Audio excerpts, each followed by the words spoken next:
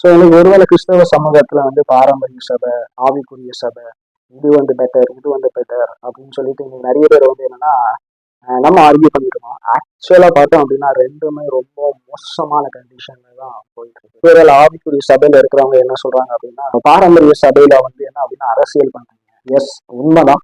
நிறைய அரசியல் பண்றாங்க, நிறைய கோர்ட் கேசஸும் நடக்குது. இது எல்லாருக்கும் தெரிஞ்ச விஷயம். வேறு அளவில் கிறிஸ்தவர்களாக தங்களுடைய செல்வாக்கு காண்பிக்கிறதற்காகவும் சிலர் அரசியல் பண்றாங்க. இது உண்மைதான், நிதர்சனமான உண்மையான காரியம், இது எல்லாருக்கும் அறிஞ்சது.